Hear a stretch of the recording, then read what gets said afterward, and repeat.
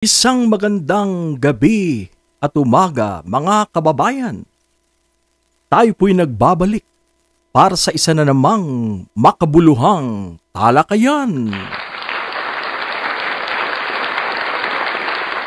Alright mga kababayan, nandito na naman po si Manong Rayban para po pag-usapan ang the Vice President and rumor of impeachment.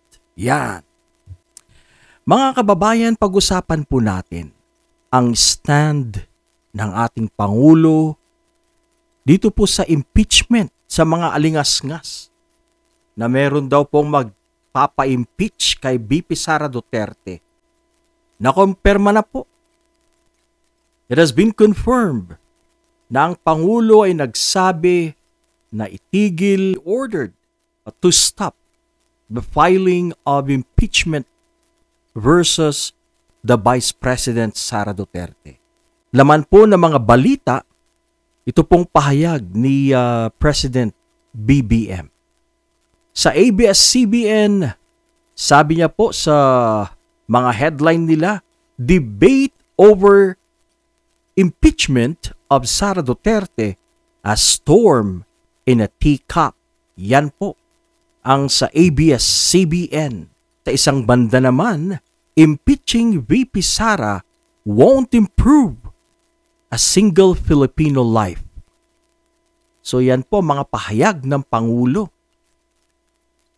Wala daw pong maitutulong ang impeachment para po mapabuti ang buhay ng isang Pilipino. At isa pa po, filing of an impeachment is versus VP Sara just a waste of time. So sayang lang daw po sa oras. It's just a waste of time yung pong pagpapa-impeach kay Sara Duterte. Ito po ang mga pahayag ng Pangulo na mainit po ngayon na pinag-uusapan ng ating mga kababayang Pilipino. Yan. Mga kababayan, dahil po sa pahayag ng ating Pangulo, ay meron pong mga haka-haka ang iba't ibang grupo ng mga kapwa nating Pinoy or Pilipino. Yan, pag-usapan po natin yan. Pero bago po tayo magpatuloy, shout out po sa inyong lahat, sa aking mga viewers, followers, subscribers, maraming salamat po sa inyong pagsubaybay at pakikinig sa aking mga vlogs, videos. God bless you all. Okay, balik na po tayo. Dahil ito po ay maigsi lamang. Ang una pong haka-haka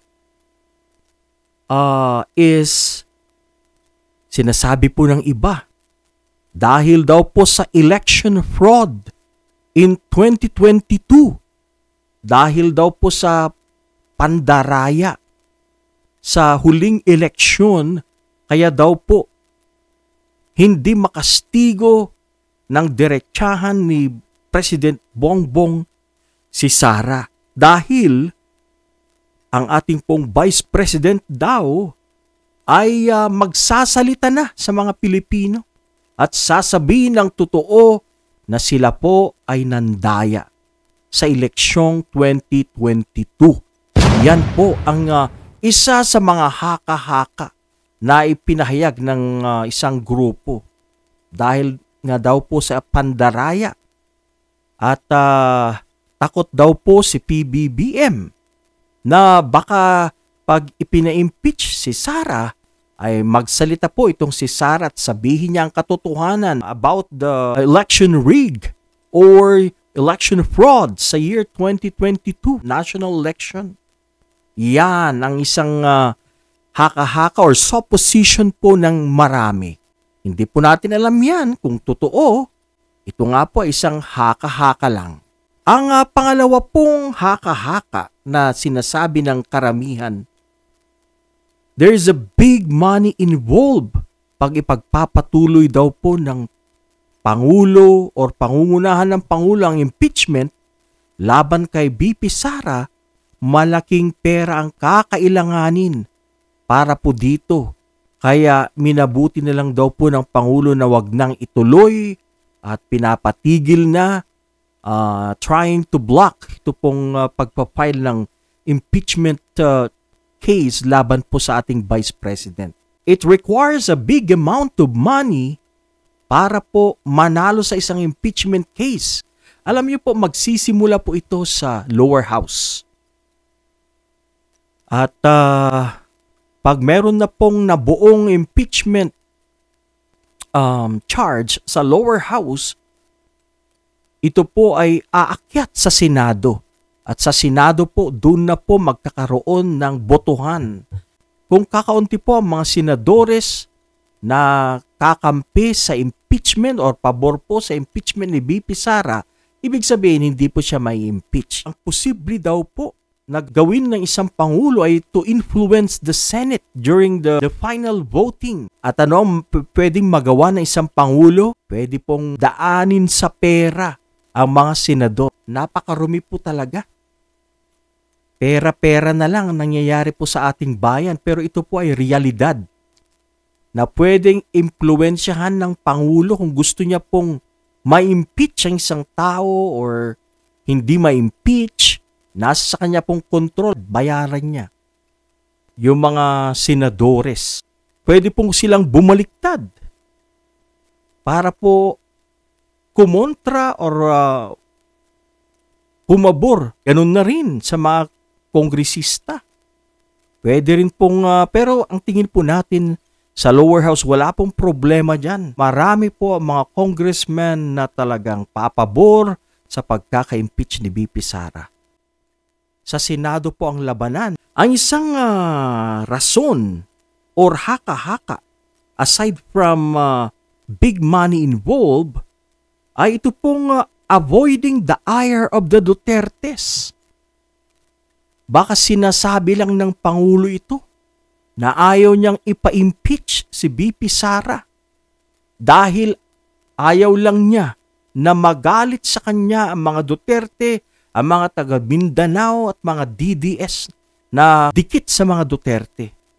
Ayaw po ni PBBM. Nakagalitan siya ng mga taga Mindanao, kagalitan siya ng Duterte, kaya ayaw niya na siya mismo manggagaling or susuporta sa impeachment na ito. Yan ang isang haka-haka na naman. Maaring meron po siyang ibang pagagalawin dyan, pero ayaw niya na manggaling sa kanya na siya po ang nagpa-impeach sa Vice President. Yan po. At isa pa nga pong haka-haka dito or supposition ay it could be a political strategy. Estratehiya lang po ni PBBM yan. Alam naman po natin na ang presidente ay maimpluwensya.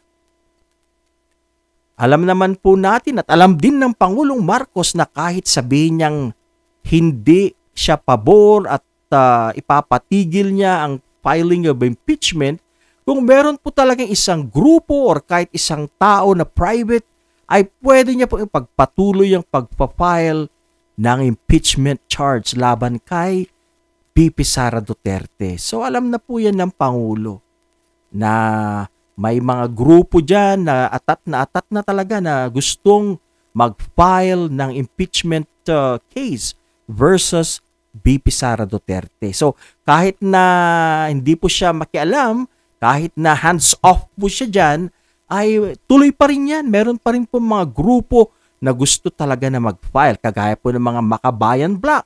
Kagaya po ni former Senator Antonio Trillanes na sinabi nga niya pong hinog na daw. At pwedeng-pwede na daw na sampahan ng impeachment charge itong si VP Sara Duterte. So, it could be a political strategy ng ating Pangulo. Hindi lang po natin alam yan. Ayaw lang niyang maipakita na direkta na meron po siyang control, na meron po siyang influensya sa impeachment na ito. Yan, ito po. Alam niyo po mga kababayan, ito po ay haka-haka lang. There's nothing we can do here but to make haka-haka. We can, we can make suppositions. Hindi po natin alam. We cannot read the mind of our president. We cannot question as well the wisdom of the president. Kung yan po ang totoo, well, yan nga, kung talagang ayaw niya. Pero we never know. Baka meron po siyang ibang stand na hindi natin alam dahil siya lang po ang pwedeng makaalam. It is in his mind. We can only find out the truth when we cross that bridge. When it happens. Baka ayaw lang niyang ipaalam sa publiko ang kanyang tunay na stand sa issue po na ito. Impeachment of Sara Duterte. Time will tell, mga kababayan. Malalaman na lang po natin yan. Maghintay po tayo, tutok-tutok lang po tayo sa mga pangyayari. At alam ko pong things will unfold at the right time. God works in a mysterious ways. Sa Diyos na po natin ang nangyayari po sa kaguluhan, sa political instability sa ating bansa. Ipasa Diyos na po natin ito. At sana po'y maghari ang kabutihan sa ating bayan at mapatalsik ang mga taong may maitim na budhi at masamang plano para po sa ating bayan. Ito lang po muna ngayon ang aking maikling talakayan. Sana po, suportahan po natin kung ano ang tama. Suportahan po natin kung ano po yung mga bagay-bagay na maka-Pilipino at para sa bayan. Marami pong salamat. Ingat-ingat po tayo lagi. Please don't forget to subscribe to my channel, like and share to your friends and family members. Mabuhay po tayong lahat.